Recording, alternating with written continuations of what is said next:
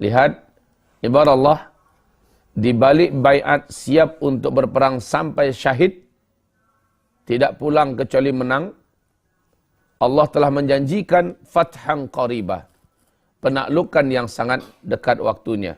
Kemudian maghanimah katsirah, ghanimah yang teramat sangat banyak. Antum tahu, kebayang enggak ghanimahnya? Bagaimana ghanimah itu bisa didapat? Ketahuilah, setiap orang perang pasti membawa perlengkapan. Betul tidak? Dan perlengkapan itu mesti mahal-mahal. Satu senjata saja, satu pedang yang bagus saja, belum lagi perisainya, belum lagi kudanya, belum lagi tenda-tenda yang mereka miliki. Itu harganya mahal. Itu yang akan didapat. Ketika perang usai, pedang-pedang, tombak-tombak, panah-panah, dan itu mahal-mahal ya. Panah yang bagus saja, apalagi panah Turki, panah Hongoria, panah-panah itu baru busurnya bisa di atas harga 10 jutaan satu. Satu anak panahnya juga lain lagi harganya. Belum lagi nanti ada beberapa perlengkapan yang masing-masing itu kalau untuk perang, itu udah mahal-mahal kelasnya tuh. Kalau udah untuk perang, bukan lagi kelas untuk pajangan, tapi kelas untuk dibawa tempur dan harganya mahal. Setiap orang punya. Nah, ketika mereka ditaklukkan, seluruh apa yang mereka bawa itu jadi milik kaum muslimin. Apalagi zaman sekarang yang pakai AK ini, AK itu, yang pakai rudal ini, rudal itu, yang pakai senjata ini, senjata itu, pakai tank, pakai helikopter segala macamnya.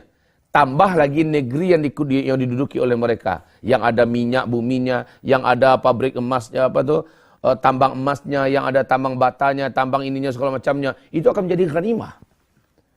Ghanimah itu harta rampasan perang yang sangat banyak. Makanya dalam Islam, kaum lelaki itu sebenarnya rezekinya di medan perang. Islam mempermalukan lelaki yang mencari sumber rezekinya dari ternak. Sumber rezekinya dari, sementara medan jihad terbuka. Gitu maksudnya ya. Islam menghina lelaki yang mencari sumber penghasilan dan sumber hidupnya dari bertani. Sementara medan jihad terbuka. Makanya Umar ibn Khattab radhiyallahu anhu berkata kepada para mujahidin yang mulai bercocok tanam kurma di Syam saat Syam ditaklukkan. Sampai berita itu kepada Umar ibn Khattab. Apa kata Umar? Katakan kepada seluruh mujahidin, mereka cabut dan bakar seluruh kurma-kurma yang baru mereka tanam. Rezeki mereka diciptakan oleh Allah bukan di sana. Tetapi rezeki mereka ada di medan jihad, di medan tempur. Maghanimah katsirah. Dengan ghanimah ini, dia dapatkan belanja, dia kasih istrinya. Dia kasih orang tuanya, dia kumpulkan semua keluarganya, lalu dikasih bantuan. Dengan ghanimah yang sangat banyak. Taib. Selanjutnya, wa kana Allahu azizan hakimah. Dan adalah Allah maha perkasa, lagi maha hakim. Artinya Allah maha perkasa mewujudkan janjinya. Ketika kamu sudah berbaiat untuk siap berperang, maka bagian kami berikutnya yang akan menepati janji. Janji Allah adalah, yang pertama tadi apa? Pasti menang, pasti menang. Ini janji Allah. Yang kedua, ghanimah yang sangat banyak. Pasti menangnya dalam bentuk apa, Imam? Pasti menangnya dalam bentuk apa? Dua bentuknya, coba sebutkan. Siapa yang masih ingat? Pasti menangnya dalam bentuk musuh ditaklukkan atau kita syahid. Ini adalah kemenangan. Musuh ditaklukkan berarti kita berjaya. Berarti kita bisa menegakkan daulah dan syariah. Atau kita syahid dan itu kemenangan yang nyata. Itulah sebenarnya menang. Di mana setelah itu kita tidak ada lagi kekalahan. Kita menang karena kita mendapatkan 70 bidadari. Kita menang karena kita mendapatkan jaminan bisa menolong 72 keluarga. 70 keluarga, 72 bidadari. Dan kita dijamin masuk surga di tempat yang tertinggi. Apa kemenangan lebih hebat daripada itu? Kita tidak ditanya, tidak disiksa, tidak diazab di alam kubur. Apalagi di padang mahsyar, tidak akan merasakan neraka sama sekali. Kita paling di depan masuk surga. Apalagi yang lebih hebat daripada itu kemenangannya? Faman zuhziha 'anil nari wa udkhilal jannah faqad faza. Siapa yang dijauhkan dia dari api neraka dan dimasukkan ia ke dalam surga, faqad faza, maka sungguh ia menang. Sungguh ia telah beruntung dengan keberuntungan yang teramat sangat besar. Selanjutnya, wa'adakumullahu maghanima katsiratan ta'khudunaha fa'ajjala lakum hadhihi wa kaffa aydiyan nasi 'ankum. Allah telah menjanjikan. Kalau Allah sudah janji, beda dengan janjinya Ustaz Zul, beda dengan janjinya Pak Eri, beda dengan janjinya Prabowo, beda dengan janjinya SBY, beda dengan janjinya George Bush. Janji-janji manusia di muka bumi ini. Karena janji manusia, saya nih jujur nih, mau menepati janji. Saya jujur, tapi kadang-kadang ada uzur di mana saya tidak sanggup menepati janji. Itulah sisi lemahnya makhluk. Saya janji, insya Allah, apabila kamu sudah hafiz Quran, saya akan berangkatkan haji. Kamu akan saya berangkatkan umrah. Itu janji dia. Pas yang bersangkutan sudah hafiz Quran, tiba-tiba harta saya dirampok orang. Saya mengalami kemalangan. Atau saya meninggal dunia. Inilah sisi lemahnya manusia bila sudah berjanji. Sejujur apapun dia kalau sudah berjanji, maka tetap saja dia adalah makhluk yang ada batasan-batasan untuk menghalangi boleh terwujudnya janji tersebut. Tapi kalau Allah yang sudah berjanji, apa yang bisa menghalangi Allah? Tidak ada. Kalau Allah yang sudah berjanji, apa yang dapat membatasi kekuatan kekuasaan Allah? Tidak ada. Kalau Allah sudah berjanji, pasti. Qad aflahal mu'minun. Sungguh menang beruntunglah orang yang beriman. Ayat 10-nya, ulaika humul warithun. Mereka pasti akan menjadi para pewaris. Alladzina yarithunal firdaus. Hum fiha khalidun. Mereka pasti mewarisi surga firdaus. Ini janji Allah. Maka setiap orang mukmin pasti masuk surga. Setiap orang beriman pasti masuk surga. Setiap orang kafir pasti masuk neraka. Itu janji Allah.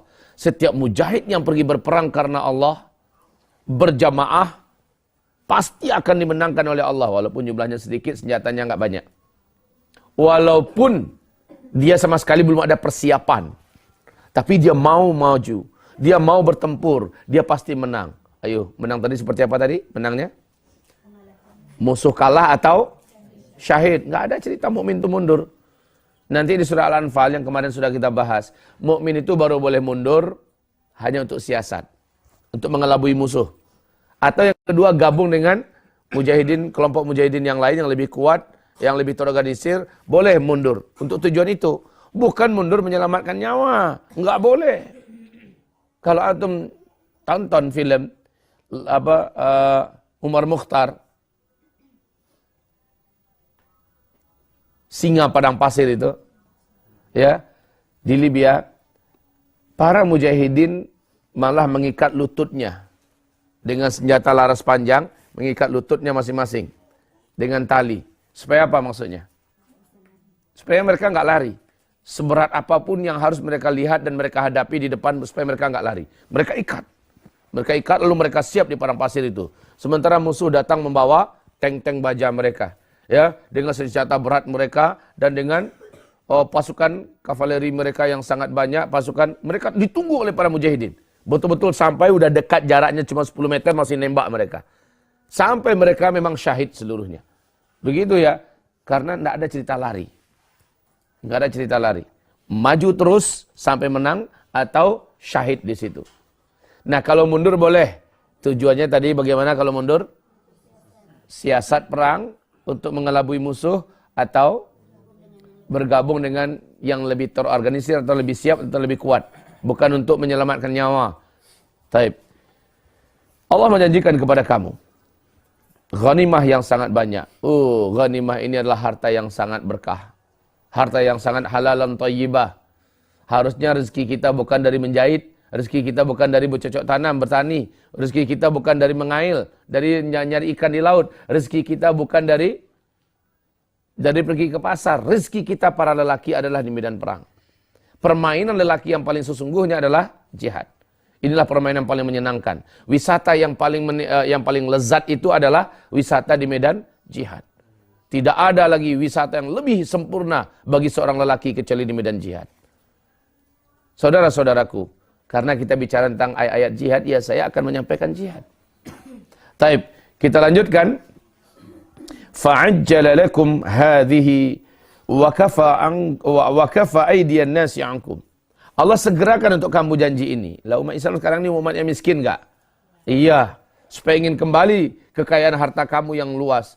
Antum tahu kekayaan yang ada di negeri-negeri Islam di seluruh dunia. Masya Allah. Kekayaan yang ada di negeri Islam di seluruh dunia. Allah jadikan di negeri kafir-kafir itu memang miskin-miskin dari kekayaan alamnya.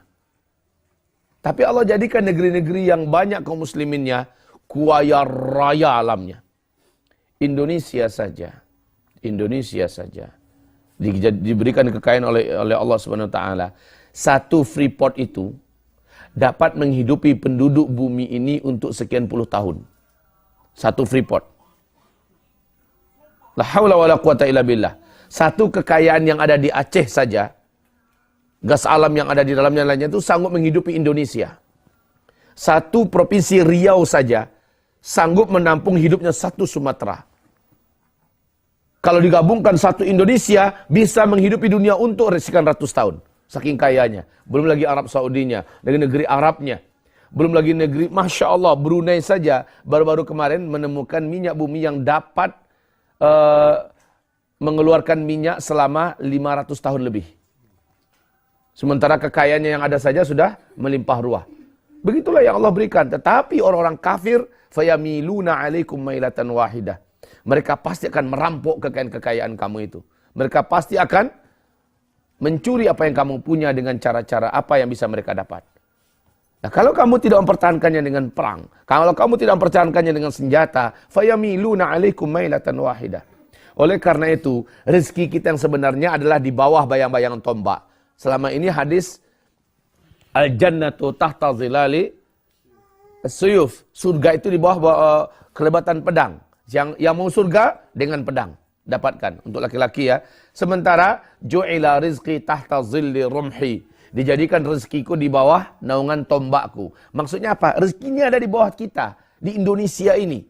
Di negeri-negeri yang umat Islam ada tinggal di atasnya, rezeki itu ada di sini, Allah ciptakan untuk dia. Harus dilindungi dengan tombak, harus dilindungi dengan senjata. Mesti dilindungi dengan para pemuda, dengan para mujahid. Jika tidak dirampas oleh penjahat. Yang memang notabene miskin. Amerika itu kere, miskin. Nggak akan hidup mereka kalau nggak ada kita.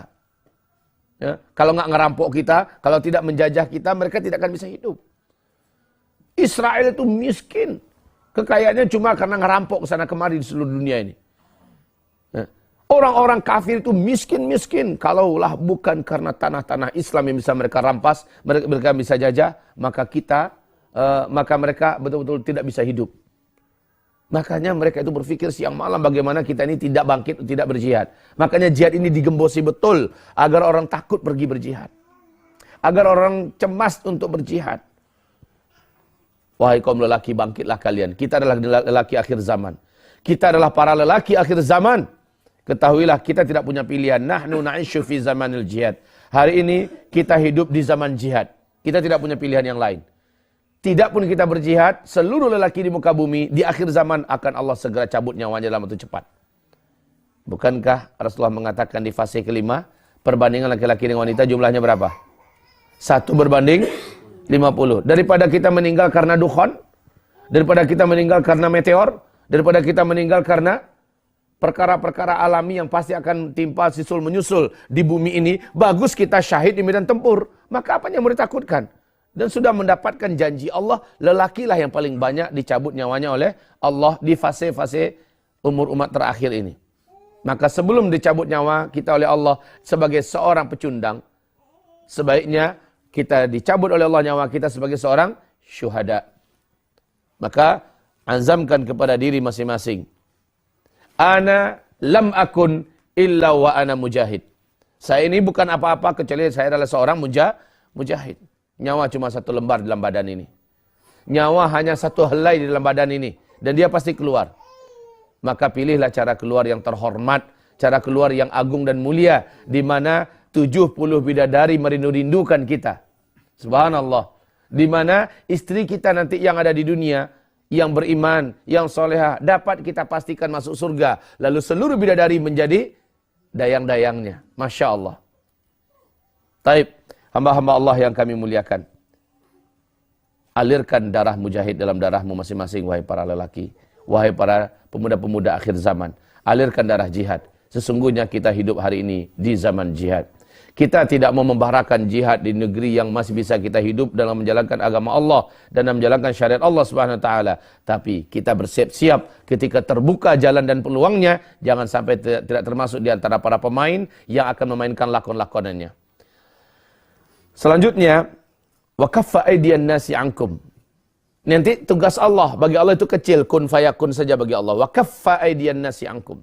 Allah akan tahan tangan-tangan manusia dari kamu. Betapa banyak rudal yang mereka kirim sampai ke tanah para mujahidin, nggak meledak.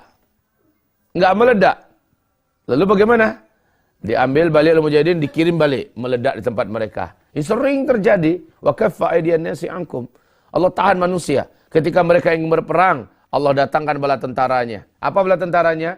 Macam di Aleppo kemarin, macam di Syria kemarin. Ketika mereka datang membawa drone-nya, membawa brimilnya segala macamnya, ternyata langsung datang awan yang sangat tebal.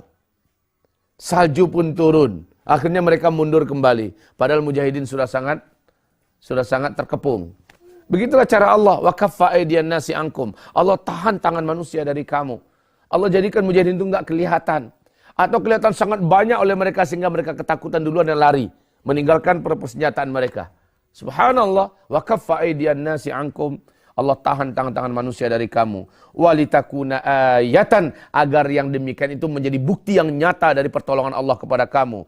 Lil mu'minin. Untuk siapa menjadi bukti? Bagi orang-orang yang beriman. Alhamdulillah Allah bersama kami. Alhamdulillah Allah tolong kami. Alhamdulillah Allah membela kami. Alhamdulillah Allah kucar-kacirkan musuhnya. Allahu Akbar. Selanjutnya, wa yahdiyakum siratan mustaqima, dan Allah akan bimbing kamu agar mendapatkan jalan yang lurus. Allah akan bimbing agar kita menang. Allah akan bimbing agar kita berkuasa. Allah akan bimbing agar kita kembali menjadi pemimpin dunia. Demikian saja ayat kita, 3 ayat terakhir ini. Semoga Allah Subhanahu wa taala memberikan kepada kita apa yang telah dijanjikannya bila kita memenuhi panggilannya. Mari menjadi para mujahid-mujahid akhir zaman. Wahai Fadil, wahai Umar, wahai Pak Eri, wahai Hamid, wahai semua yang ada, para lelaki yang ada dan yang ada menonton Uzma TV ini. Sebagai lelaki yang hidup di akhir zaman, kita tidak punya pilihan kecuali menjadi mujahid. Kita di dalam tubuh kita ada darah jihad. Sesungguhnya kita sudah hidup dari sejak kita bersaing dengan ratusan juta sel-sel sperma yang ada di dalam di dalam serviks, dalam uterus ibu kita menuju ke serviks, seluruhnya menandakan bahwa kita adalah seorang mujahid. Kita kalahkan ratusan juta itu dan kita menjadi pemenangnya. Lalu kita berhasil membuahi indung telur yang ada di dalam rahim ibu kita dan kita menjadi pemenang. Kita seorang pejuang. Kita telah menang mengalahkan sekian ratus juta. Maka ketika hidup ini, mari kalahkan lagi sekian ratus juta bahkan sekian miliar manusia-manusia kafir yang saat ini menjajah negeri-negeri Islam. Jadilah manusia-manusia yang akan berperang di belakang Al-Mahdi, yang akan berperang di belakang Nabiullah Isa alaihissalam, yang akan berperang mengalahkan Hind, yang akan berperang menaklukkan timur dan barat. Khilafah Islamiyah sudah dekat di hadapan pintu. InsyaAllah ta'ala, maka jadilah kita para pemain-pemain yang memastikan diri sebagai pemenangnya atau sebagai syuhada yang pintunya mungkin sudah tidak lama lagi akan ditutup oleh Allah. Tidak ada lagi syahid. Masih menyala pintu-pintu jihad yang ada sekarang di Syam, dan itu akan membara sampai ke Indonesia. Maka bersiap-siaplah. Bersiap-siaplah. Di Indonesia sudah ada PKI yang mengepung kita. Sudah ada Syiah yang menguasai titik-titik sentral dari kekuatan dan kekuasaan pemerintahan kita. Di Indonesia sudah ada unsur-unsur yang memang dipersiapkan untuk kekacauan Indonesia. Para pemuda-pemuda muslim yang ada di Indonesia, tampillah kalian sebagai lelaki gagah di hadapan Allah untuk agama Allah, berbahu-membahu. Sesama ahlus sunnah wal jamaah, jangan sampai mau berpecah belah dan mau diadu domba. Wallahu waliyut taufiq wal ma'unah, la haula wala quwata illa billah. Subhanakallahumma bihamdika, asyhadu an la ilaha illa anta, astaghfiruka wa atubu ilaik. Ish karima au mut syahida. Wassalamualaikum warahmatullahi wabarakatuh.